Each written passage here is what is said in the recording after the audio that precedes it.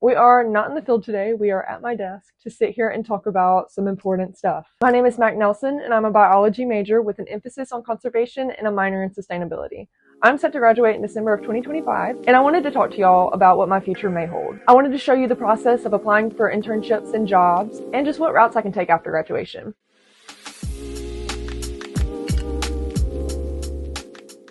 Since I have a major in biology, I still have the ability to go work in other fields such as lab, research, healthcare, education, and so much more. But what makes me a conservation student is my course load. I do have a lot of transfer credits from community college, but those are just mainly prerequisite courses. Once I got to USM, I was able to tailor my courses to basically what called to me spiritually.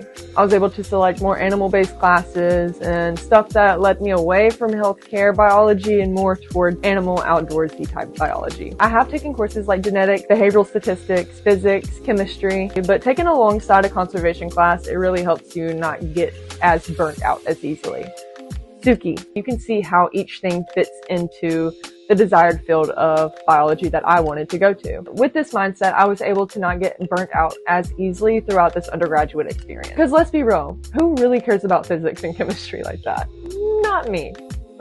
Some of my favorite courses that I have taken are first and foremost the Belize Study Abroad. That tropical ecology course was life-changing. I do have a video up about that, so if you would like to see more about our Belize trip, go check that out. I'll put the link down below or at the end of this video. But in no particular order, I also love botany, microbiology, biogeography, animal behavior, herpetology, zoology, and cultural systems in the environment, and so much more, man. It's amazing to be able to choose your course load that you genuinely are passionate about. This was a mouthful, but I just wanted to help outline what I study in order to guide our application process and just what I'm looking for within certain jobs and careers. Some of these applications will take time to gather recommendation letters and just responses by employers. So this will be a video of multiple parts. I don't know when the update will be, but do expect an update on this video.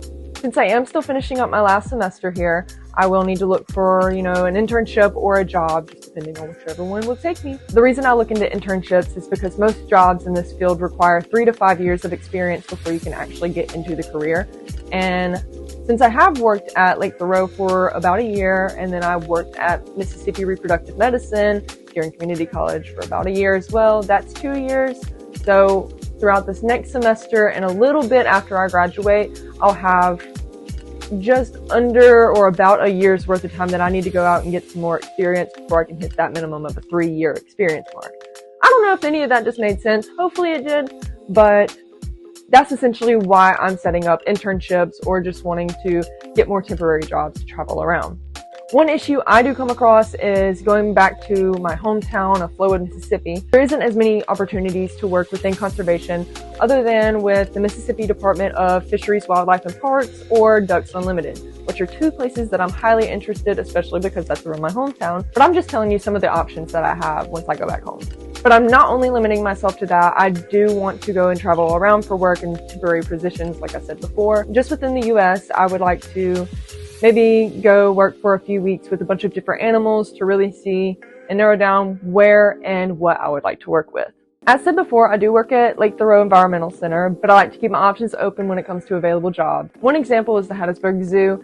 I did have one of the employees there reach out to me and let me know about an available position. It is with the vet aspect of the zoo, which doesn't align perfectly with my resume. I'm not very medical heavy based off my classes, but I have volunteered in places of rehabilitation with exotic species. So we're just going to shoot that application out there to see where it goes. Let's get to it. Welcome to the computer. Here is the job posting for the hospital assistant at the Hattiesburg Zoo. It is just a part-time position, but you can see here the duties and responsibilities. It's just making sure everything's clean and set up right. It's just mainly doing the little additional duties that maybe the people above don't really want to do, which is expected because that's where you're starting off at in this field. I only need a cover letter, resume, my transcript, and any other certifications that I have obtained throughout this time to send in that application. Here's a rundown of my resume. I usually alter the descriptions of my previous jobs to match better with the future position tasks. The cover letter is a bit different. I usually write each letter individually to the hiring manager to explain why I'm interested in the position and what I bring to the table. I wanted to show you the Ducks Unlimited job that I have been seeing a little bit. It is a full-time job in Ridgeland, Mississippi, which is very close to my hometown. But it is a manager of conservation programs. Based on Indeed, what you need as like skills and education. It does look for a bachelor's degree with a master's degree preferred. So I do feel like this is one of those that I will need a little bit more experience in, maybe 4 to 5 years of a field that's alike to it. But other than that, you can see that you'll need a cover letter, resume, and 3 professional references. So due to that, I don't think I will apply for this one right now.